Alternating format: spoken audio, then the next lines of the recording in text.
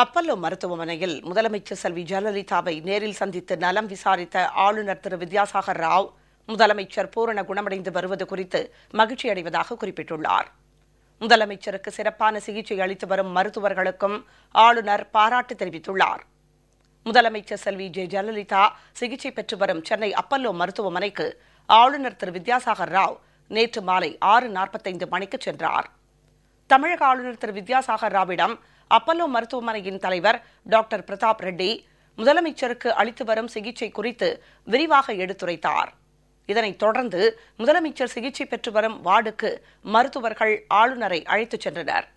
அங்கு முதலமைச்சர் செல்வி ஜெயலலிதாவை ஆளுநர் சந்தித்து நலம் விசாரித்தார். முதலமைச்சர் செல்வி ஜெயலலிதாவுக்கு சிறப்பான சிகிச்சை அளித்து வரும் மருத்துவர்களுக்கு ஆளுநர் பாராட்டும் நன்றியும் தெரிவித்தார். முதலமைச்சர் நன்றாக குணமடைந்து வருவது குறித்து மகிழ்ச்சி தெரிவித்துள்ள ஆளுநர் முதலமைச்சருக்கு சிறந்த மருத்துவ கவனிப்பும் சிகிச்சையும் அளித்து வரும் மருத்துவர்களை பாராட்டினார். முதலமைச்சருக்கு பழக்கூடையை அளித்து அவர் விரைந்து குணமடையவும் ஆளுநர் வாழ்த்தினார்.